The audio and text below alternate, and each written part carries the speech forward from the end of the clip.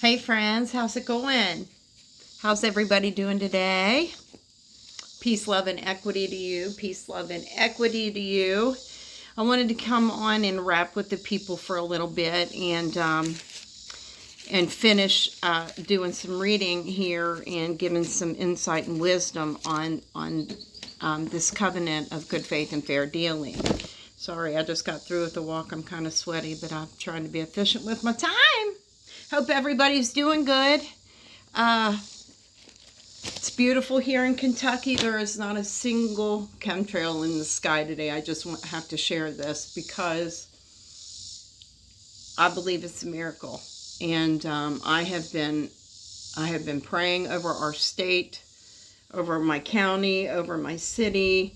I go out and I go on prayer walks and I just pray, and I take authority over the atmosphere here. And believe it, praise God, how effective our prayers are. There are no chemtrails today. And, I highly encourage everybody to do that. Get out and walk. The Bible tells us every place that the sole of our foot treads, we are to take it by authority. And we take it by force, right? And, our prayers are very powerful. Our prayers can literally shift the atmosphere. And when I get out and I walk, I start renouncing agreements and covenants. These contractors, these people ain't flying up here for free.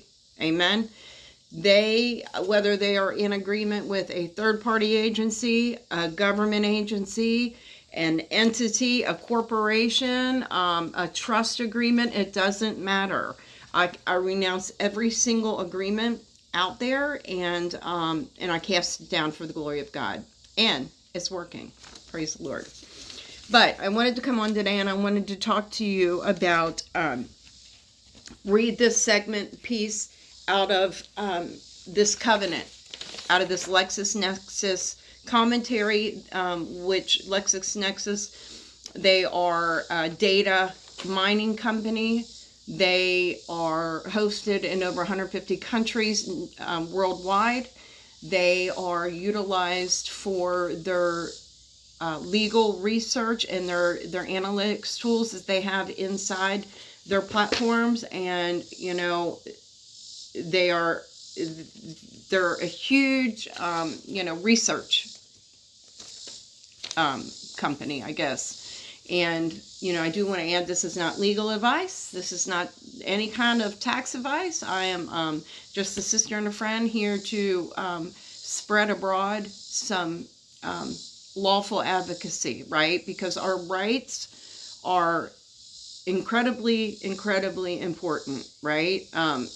Our rights, for those that don't understand, when we contract with these entities, when we sign agreements with, whether it be a loan, a mortgage, whatever you want to call it, right? We are literally transferring our rights. When we sign, we are authorizing and we are granting, right? We're sitting in the position, in the seat as a grantor, and transferring the rights. We are saying, here, Mr. Bank, I grant you the right to utilize my security interest, my equity, because they can't create security interest. They can't create it. Only we. And security interest comes from equity. That's our personal property. They don't have personal property that they can just sign a line and create. Now, they have ways that they can monetize. They have ways that they can collateralize and securitize further, right? We know that the Social Security number, that there is securitization that occurs on the back end. Once we grant our personal property, we sign that line and say, yes, sir. Yes, ma'am. Here you go. Have a nice day. They tend to want you to believe that they are lending you something. When there is United States code out there, federal code, there's CFR code that says the banks are not the lenders. The banks are not lenders, right? They are security transfer agents. They are transfer specialists. They are there to transfer a ledger. They're there to ledger journal entries, to transfer numbers from one place to one place, and that is it. Now, that doesn't mean that they don't lend out of their ledgering system. I'm going to say they do. I don't want to speak on behalf of a bank because I'm not a banker, and neither are you. But I believe in the normal practice of the public realm. I'm talking specifically about the public, where there are transactions dealing within the public realm. People are utilizing their social security number as the obligor for the account, because we know that the state and the federal, they have already perfected their sides of the agreement. Okay, we are just an individual. We are slipping into the agreement. We are saying, when we apply for things, we are applying. We are applying. It is an application for them to give us a service, for them to get the numbers for us and transfer them to create a unit of account for us on our behalf. They are the servicer.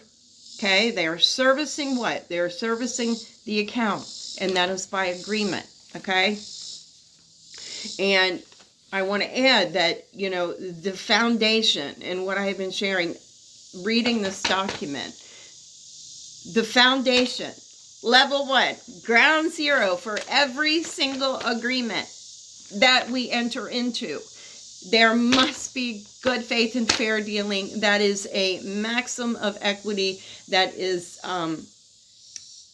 it's mandatory. Okay, and I'll show you here in a moment where the UCC also says it's mandatory. All throughout the UCC, 12 articles of the UCC, it's mandatory that they operate with good faith and fair dealing, even-handedness. There is no seeking. You can't, a party cannot enter an agreement and work in these agreements to only benefit themselves. It must be it must be a unilateral. It must be not unilateral, evenly expanded, right? And we know that when we enter in these agreements, we enter into them for the expansion of commerce, for the expansion and the performance, for these companies to expand. Okay? That's credit expansion at the heart. We are granting them the right to expand and spread their wings and fly. We want everybody in an agreement, in a contract, to reap the harvest of it, right? Seed time and harvest. Okay? Proverbs 11:1. I want to read this before I read this other piece from LexisNexis. This is Proverbs 11:1. This is scripture. A false balance is an abomination to the Lord, but a just weight is his delight. So when we're looking at the scales of justice, and you have one side that is imbalanced, right? You've got a side of injustice. You've got a side that is not being properly managed. There is unjust enrichment. That scales of injustice is getting a little heavy here, right? There's more. Well, we have a duty and an obligation of sons and daughters of the Most High God. We are stewards in his earth, and we are here to balance his scales. That's what we're doing. And to do that, we have to redress these accounts. We have to redress the course. That's why there's redressability written into every single contract that we enter into, an agreement, okay? And if there's not, that's a problem, because that is a right of ours. If you read an agreement, like a retail sales agreement, say you get an agreement with Macy's, you get a little Macy's card, and there is not redressability written into that agreement, well, then you know that you are coming in to that agreement with an implied right. That means that it doesn't have to be expressed. You have the right at any time you are that account is active, okay? You have the right at any time, and I believe even beyond if an account is active, because there are business guidelines, there are statutory elements to how long they must service the account, especially when state, federal guidelines, especially when it's securitized. Especially there are elements to the business record keeping, and many of it is 7 years. Some of it's 10 years. You just have to look into it. So technically, you can redress an account whenever you want. What's the worst they're going to say? No, we're not. We have destroyed that record, or no, we have shipped it off site. A third party may be, the custodian of that record for now, and it may cost a couple of bucks to get that, right? Because that's what I do. If I redress a record, or I'm trying to redress an account that has some age on it, I offer, hey, here's $25-50, whatever you got to pay a clerk to get it, okay? I'm willing to do it, right? Because it's our right. It's our right. Technically, it's our right to do it for free. But like I said, if there's some aging on the account, then I, just as a courtesy, hey, I'll pay for it, because it is that important to me. It's that important to me. We know that, this whole world runs on contracting. And, as a steward, that's my duty to redress. So, anyway, I want to share this part. Like I said, this is coming out of a legal research document. The document is titled The Implied Covenant of Good Faith and Fair Dealing. So we notice that we hear the word implied in there. That means that we know we are coming into agreements and contracting with the implied presence of good faith and fair dealing. It's already there. It doesn't have to be written or expressed in writing. It's already there, okay? And so in this part right here is titled the Uniform Commercial Code, all right? Let me read it to you. Get your ears. Hear me in the spirit on this. This is very, very important. Okay, it states, the UCC provides that every contract or duty within the UCC imposes an obligation of good faith in its performance and enforcement. That's UCC 1-304. The UCC recognizes that the basic principle of good faith runs throughout the UCC and mandates good faith in the performance and enforcement of all agreements. Such duty generally applies to every contract. I love that. Every contract within the UCC, even though the only certain UCC sections expressly refer to an obligation of good faith. So that means that whether it's written in it or not, we know it's present.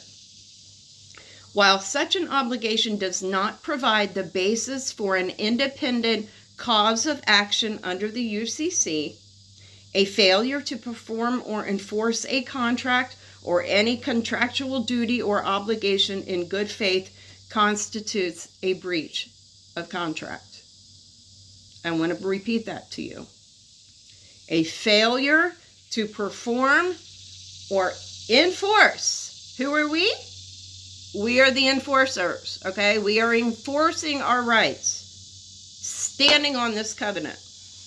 A failure to perform or enforce a contract or any contractual duty or obligation in good faith constitutes a breach of contract. Pursuant to the UCC's general definitions, good faith is defined as honesty in fact in the observance of reasonable commercial standards of fair dealing. UCC 1-201, sorry, it's in Article 1.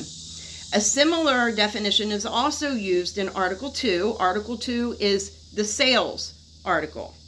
Okay, it pertains to the seller who's selling anything. Well, they're selling your application, okay? A similar definition is also used in Article 2 of the UCC for transactions involving the sale of goods by merchants.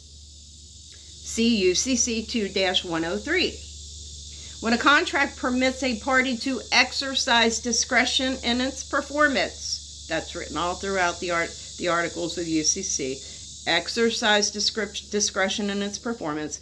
The covenant requires that such discretion be exercised in good faith and that parties employ honesty, in fact, in its conduct related to the transaction. Notably, the UCC prohibits parties from contractually waiving the duty of good faith as well as diligence, reasonableness, and care. What are we doing? We are using diligence when we are redressing an account. And we have the right to do that. And this is telling us there is nothing that will waive that right. Did you hear what I just said?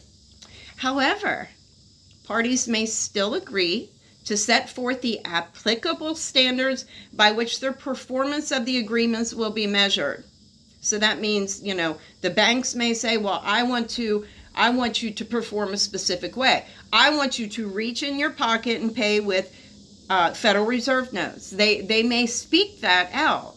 But this right here is our protection and our clause that says, no, sorry, that's not an acceptable measure to perform, okay? And that's UCC 1-302. I want to read this again because I don't know that I caught this. However, parties may still agree to set forth the applicable standards by which their performance of the agreement will be measured. But, I love the word but, such standards will be unenforceable should they be deemed manifestly unreasonable. Manifestly unreasonable. Is it manifestly unreasonable for you to reach in your pocket and pull out Federal Reserve notes and pay a bill when there is a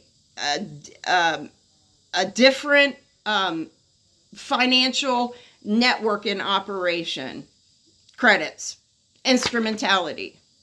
Is it manifestly unreasonable for a bank to mandate that you pay in Federal Reserve notes? Because what does it take to pay in Federal Reserve notes? It takes income. How do you get income? You get what I'm saying? You must work for it. What is work? Okay?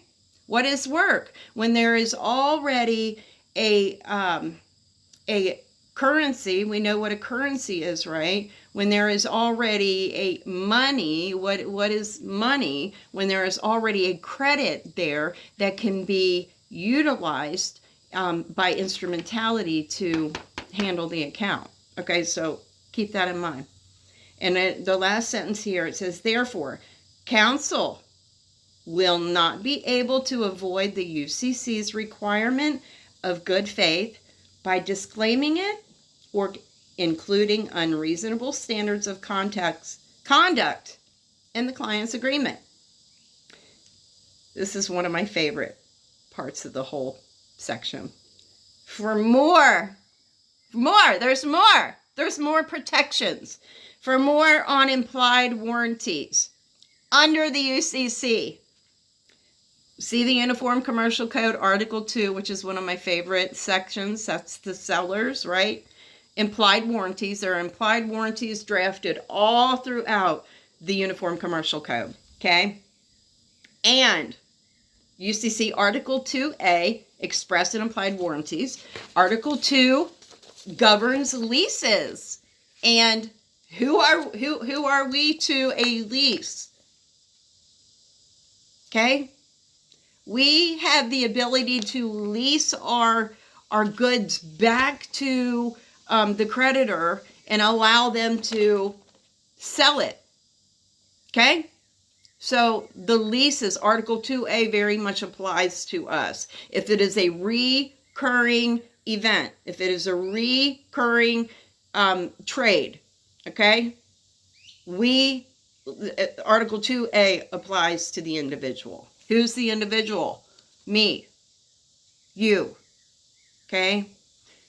It's so important that people know who you are. Who are you? And when you go and you sign for, you need a car, you need a house, whatever you are, who are you? Okay?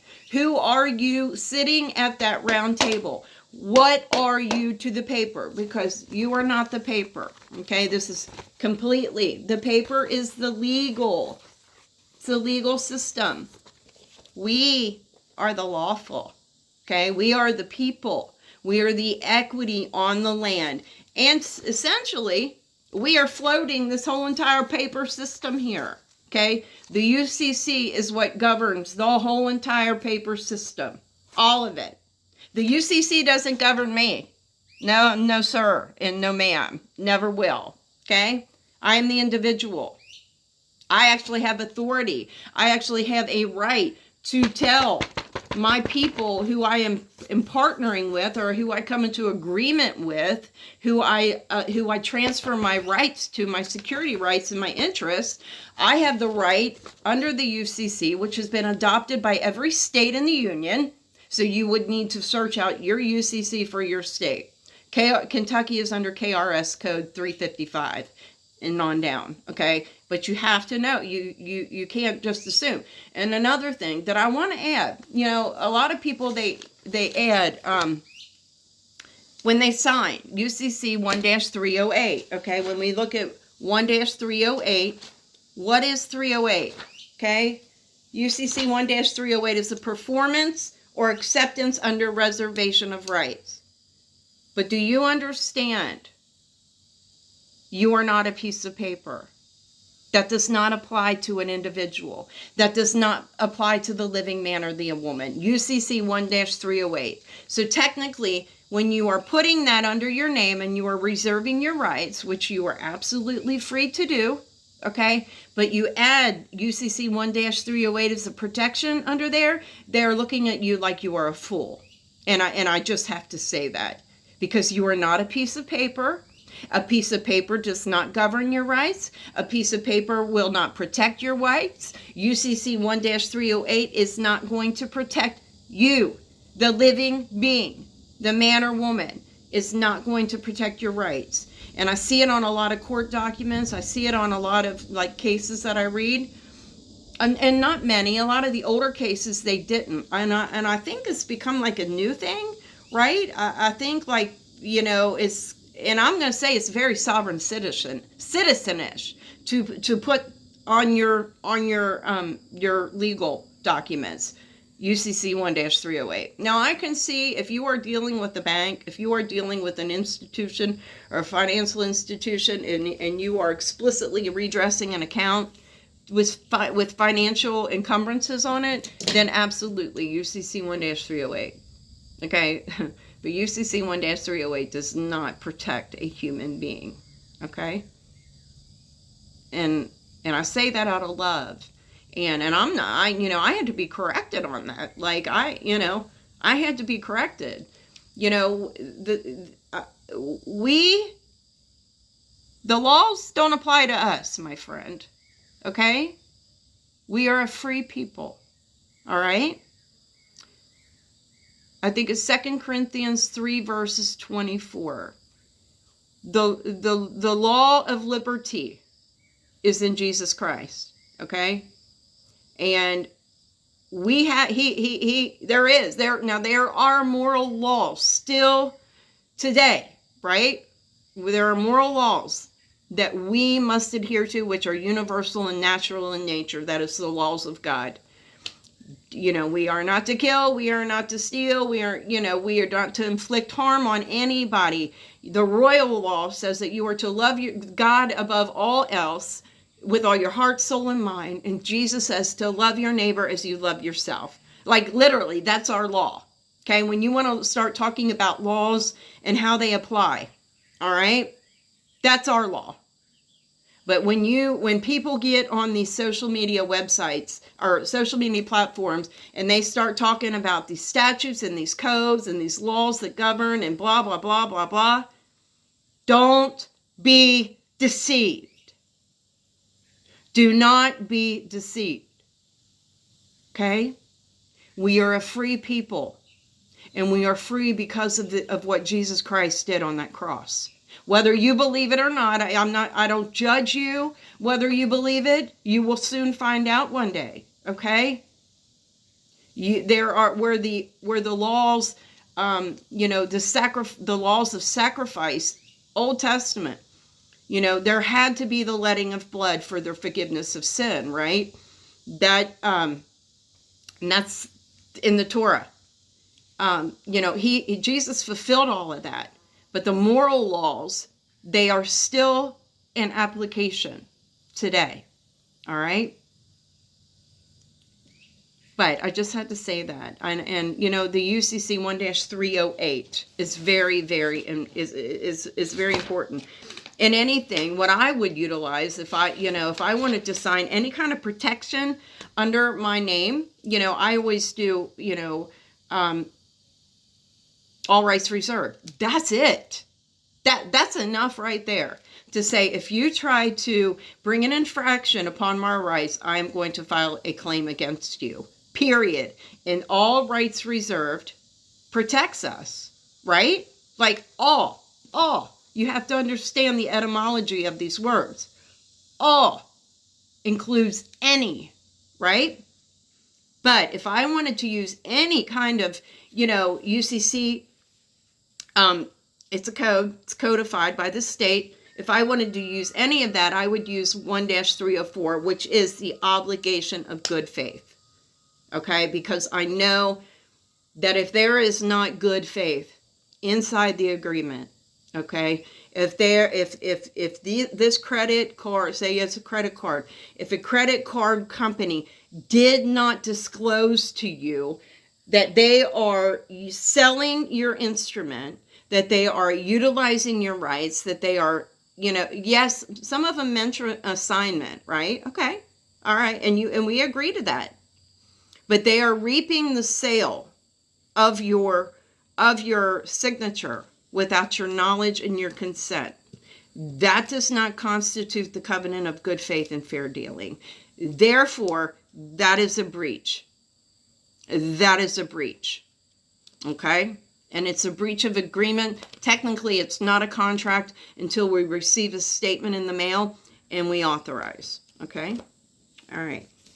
So, I hope this helped you. I don't mean to keep this long because people's minds are just not there anymore. We are in a scroll mentality, right? Scroll, microwave, nuke this, blah, blah, blah. Like literally, people's minds cannot be present for, I say, longer than a couple of minutes anymore, but I don't mean to make this winded. But if you have any questions about this, I am happy to share any of my knowledge with anybody. I'm happy to transfer. The most powerful thing that we can do is network with each other. All right.